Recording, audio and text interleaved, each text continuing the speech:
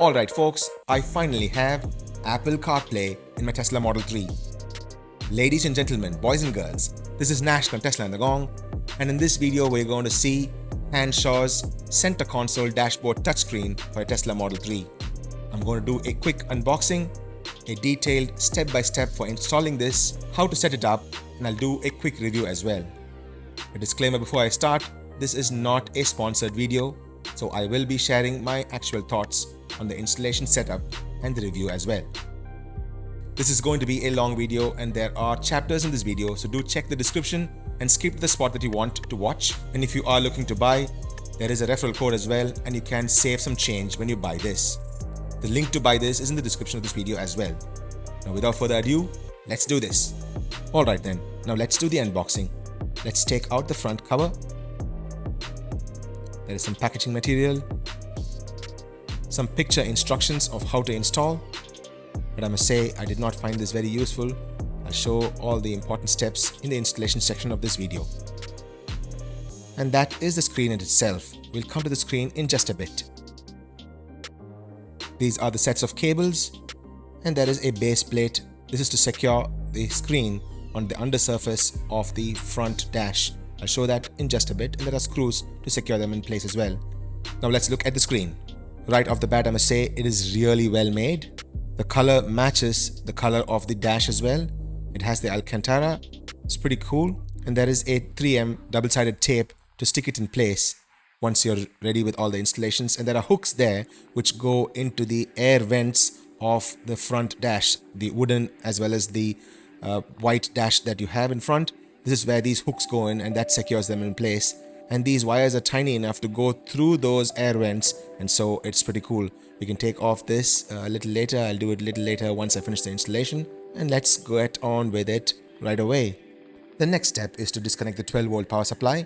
All you need to do is to power down your car from the front dash touchscreen, and then you snap off this panel and you can access your battery. Use a 10mm spanner or wrench and you can disconnect this and break the circuit.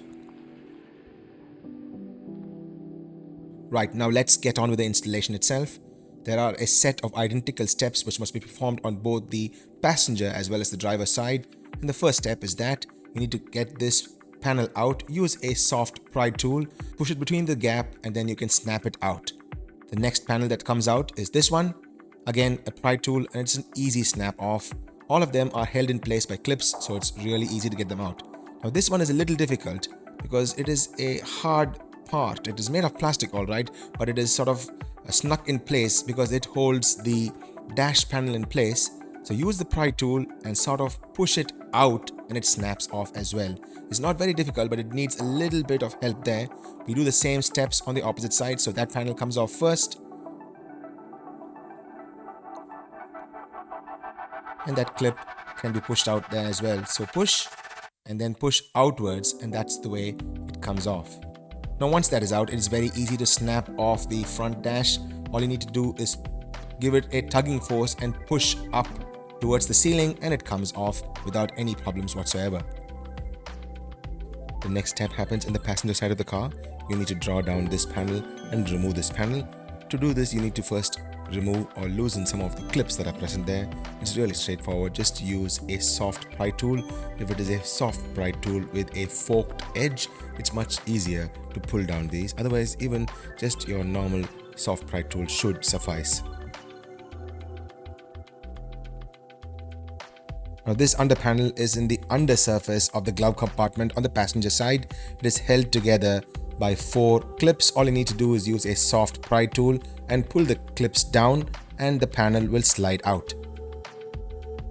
Now do remember, when this panel slides down, not to tug it with too much force because both the light and the speaker is still attached to this. It's quite simple to remove with the light. There is a small little pin which presses down. You depress on that and slide out this clip. It's quite simple. The speaker does not have a clip on it. All you need to do is do a rocking side-by-side motion and it snaps out. Now do remember, the speaker wire is quite fine, so you don't want to damage it when you pull it out. Give it a gentle side-by-side rocking and it slides out without a problem as well. Once this panel is off, you may have to take a position like this to access the autopilot computer, which is in the top left corner of this crevice. And this is the computer in question, and you can see that there are 3 plugs attached to it: a white plug, a blue plug, and a grey plug. And it is this grey plug that we need to access for the next step. The space there is really tight, and I really struggled to get that grey plug off. And that is when I met Mr. Kit, a fellow Tesla owner and a DIY enthusiast in Sydney, and it is he who was able to get this off for me. For the rest of this installation, I really need to thank Mr. Kit for helping me through. I'll quickly show you what we're trying to achieve here. So this is the cable that needs to be attached to the autopilot computer, and this is the male end of that, which goes into the female end of the computer. Male end of the existing grey plug needs to go to the female end of this particular cable. This has to be the most difficult step in this entire install, because from here on in it is relatively easy. So be careful and take your time with getting this off and getting this right. Here you go. Mr. Kit has successfully been able to remove all 3 plugs. And because the space is quite tight, it does help if you remove both the white and the blue plug before you can access the grey plug. And as I showed you in the previous part of this video, there is a small little tab which needs to be pressed down before the plugs can be yanked out. And if it is a new car, these plugs are quite tight. So it does help if you have a long, thin, soft pry tool to press on that tab with one hand and use the other hand and slowly to use a rocking side-by-side motion to pull that plug out. And this is the final connection. This black cable is the cable that I just showed you. The male end of the cable will fix into the female end of the autopilot computer. The existing male end of the cable that you removed from the computer will fix to the female end of this black cable. Now before you go on, it helps to test that everything is working. So in the other end of this cable, there are the color matched plugs which plug into the screen itself. It's very simple, just match color for color and that should power on the screen. And once the testing is done, you can now unplug the screen and you need to route the cable in this space, which is in the under aspect of the panel that you just removed. Be aware that there are clips there, so make sure that the cable is behind the clips so that it does not get in the way when you want to reattach the panel. You must route the cable along the space and bring it towards the steering wheel like so. And now we are ready to set the position of the screen behind the steering wheel, and the best way to do it is to put back the wooden panel and fix it in position, temporarily of course, and then sit in front of the steering wheel and slowly move the screen side to side to fix the position in relation to the steering wheel. If you remember from the unboxing part of this video, there are hooks at the bottom of the screen which plug into, or rather hook into, the air vents in the wooden panel. So it's really that simple. But do take the time to set the position of the screen which is best suited to your driving position. And once you have the position in place, do power up one more time to check if everything is okay. Use a masking tape on the wooden panel to mark the spot from which you need to start, and then carefully remove the wooden panel, because now we're going to start feeding the cable and to secure the screen as well. Using the masking tape as guide, you can now start feeding the cables into the holes. It's really straightforward. Like I mentioned, they are perfectly sized and it does feed very easily. Pull these cables into the undersurface of the wooden panel and keep it as taut as you possibly can, and slowly flip the panel, because you're now going to secure the screen with the base plate in the undersurface of the wooden panel like so.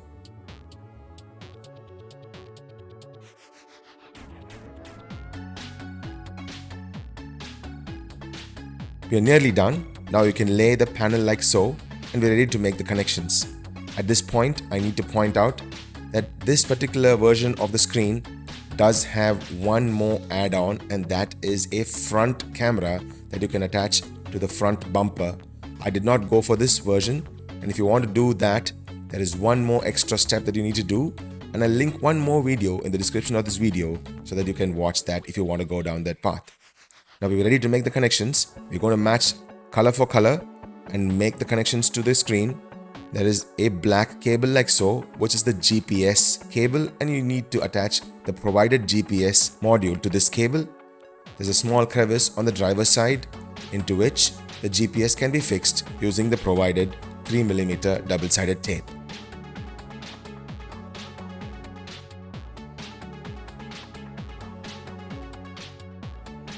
Now replace the wooden panel, secure it in place, and now you can secure the GPS into this crevice like so. And that's it, you're done. Now before I go into the setup part of this video, I want to show you this cool neat trick. The brightness of the front panel screen also directly mimics the brightness of your main screen.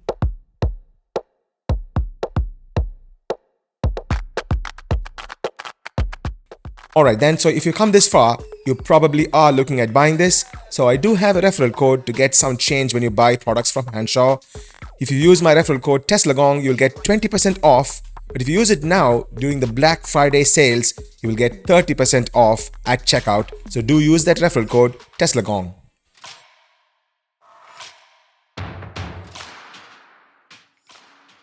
Alright, let's do a quick overview of this screen. It's a well-built screen. And it starts off with these dials, which is somewhat reminiscent of the Model X and Model S interface. The only thing I would have wanted is the fonts to be very similar to the OEM fonts to give that OEM kind of a look, and we can actually change the background as well, but it would be nice if it was a black or a white background very similar to the OEM. Maybe this can be easily fixed with a software update. I'm hoping the Hansshow guys are watching this and they'll be able to fix that in an upcoming update. And of course, you guys know that this is a touch screen, so you can change these things. This dial shows the speed, and it also shows the range there, 170 kilometers, and also shows the percentage. So there's more than one place where this is seen.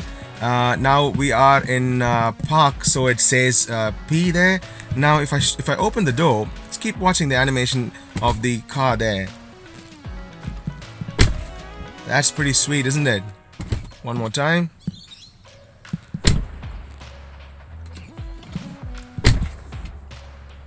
That's pretty sweet. Now, although it shows my car color as white, you saw the red calipers in the wheel, so it thinks my car is a performance car. But anyway, I'm happy to take that. You see that there's an animation as if the road is moving there. That's a sweet touch. Although we are at 0 kilometers, we're not really moving.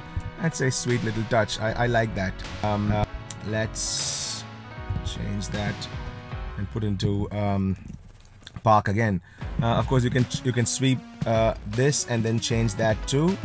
Again, those menus are very similar to what we have seen in the Model X and Model S, which is pretty sweet. Okay, now let's look at the settings. So let's go into car settings here. Okay, the first up is general, and there is the language choice, setup of the time, and so on and so forth. We'll take that out. And then navigation settings, so you can use the inbuilt navigation, and that's where the GPS comes in. Network, you can set up a Wi-Fi hotspot inside and use that too. And then Bluetooth, and we're going to look at the Bluetooth in right earn, because that's the most important setting that we want to use. The other section has follow car, light mode, night mode, the front camera. So I talked about the front camera. I have disabled that in my car because I don't have a front camera. And then front camera sensitivity can be changed here. Bluetooth call delay timing, and then the Carplay call delay timing setting, so you can actually change it manually if you want to. The speaker levels can be changed, and you can also have a car information floating view if you want that. So I'm not going to have all of that. I'm going to show you how we're going to do the Carplay setup now. So first things first, what you need to do is go into settings, go into Bluetooth, and you need to pair Tesla Screen BT over here. So when you come here, it will show Tesla Screen BT, and then you need to go to your screen here, and then you will find the Tesla Screen BT, and you need to add that there. Now I have also added my phone to the Bluetooth here. Some people say adding the phone may cause a little bit of problems, but I found that it's not a bad idea to add that here. And once you do this, your screen is now connected to your car, and you can actually route the media through your screen, which is not a bad touch. Now to get CarPlay to work, so you need to go into car settings. Once you connect the Bluetooth, then you need to go into your phone and do a few steps there, and I'm going to show you that in just a bit. Right, the next step is in your iPhone. You have to open settings, go into the Bluetooth section of your settings, and new devices will appear at the bottom. It says other devices. In my case, I have renamed my screen as front screen. I know it is highly imaginative name.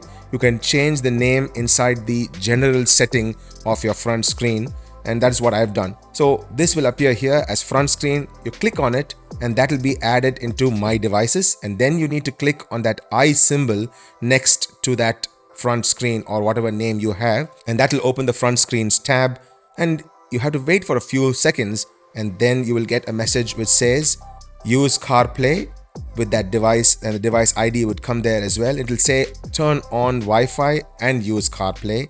You click on that, and then you need to go into the Wi-Fi section of your settings, and there you will get the Android AP, and you'll get a number 40XX. In my case, it's 4099. You'll get that, and you have to click on that. So you must have both Bluetooth and Wi-Fi connected at all times for your CarPlay to work. If either one of the connection is lost, then your CarPlay is lost, and you won't be able to play music, or you won't be able to receive calls, and you won't be able to get all the map data from your CarPlay. So please be aware of this. This is something which I had to figure out. It was not clearly mentioned anywhere else. Right, we click on CarPlay and it will open this menu, and it says waiting. And while we are waiting for the phone to connect, we can go into the settings part of it and optimize this a little further. You have to turn on a few things. You have to turn on hide Z-Link when connection breaks. Then you have to turn off Android Auto. You don't want Android Auto to be turned on. I kept it on for some time, but I turned it off afterwards. And then you can change the driver's place as well. In our case, this is a right-hand drive car, so we have to change that to right. And then when we come back, we have to wait for a few seconds and CarPlay will connect. Now, only when the Android is connected through Wi-Fi will you get CarPlay to work, and once that connects, it's really cool because you can get all of the CarPlay menus inside of the screen. You can swipe across, you can get all of that. You can play songs from here. I'm not going to play any songs and get into a content strike, but then you can go and change settings. It's quite responsive. The screen, because it's well made, it's pretty good. I always want to have dark mode enabled at all times, so I keep it that way. You can always change that. You can change the wallpaper, anything you want to do inside of CarPlay. If you're familiar with the CarPlay interface, you can change that and do all of that. Of course, because you have CarPlay there, you can have Siri to do all of those announcements as well, your messages, and then you can of course install more apps. These can be installed inside of the CarPlay section in your iPhone, and I have installed a better route planner. ChargePoint, I have a couple of ChargePoint points which I use. Downcast for my podcasts. I have Spotify, I have PlugShare, I have WhatsApp, Telegram, and I have YouTube Music as well. So you can install multiple other apps inside here. You can have Google Maps, you can have Waze, so on and so forth. It is really cool, and I am very happy with the setup. So sometimes you may lose your audio. All you need to do is, when you lose your audio, so you're trying to play something from music or from Now Playing or YouTube Music, and it's not really working, all you need to do is, I'm going to just change the screen. You need to go here to this screen. You need to pull up your music app, pull this up, hit on phone, and then click back on this icon which says Tesla Screen BT. So this is the only thing that must be attached here, and I have actually sort of set this as a priority device so that it always connects. So I've set that as a priority device. I've checked that, so that will work there. And this is a pretty cool integration to get Carplay to work inside your Tesla Model 3, and of course this works in Tesla Model Y as well. Pretty awesome, isn't it?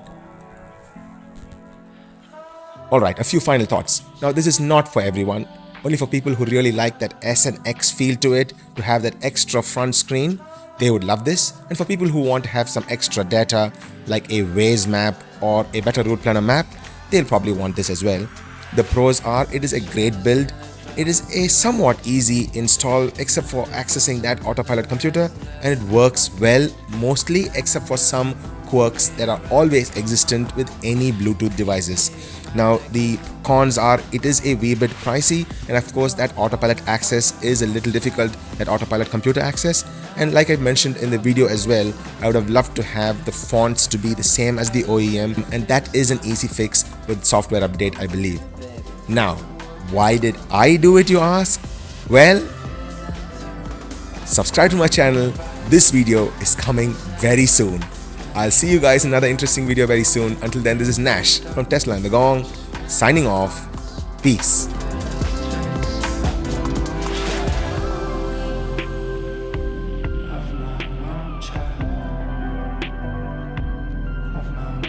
Child.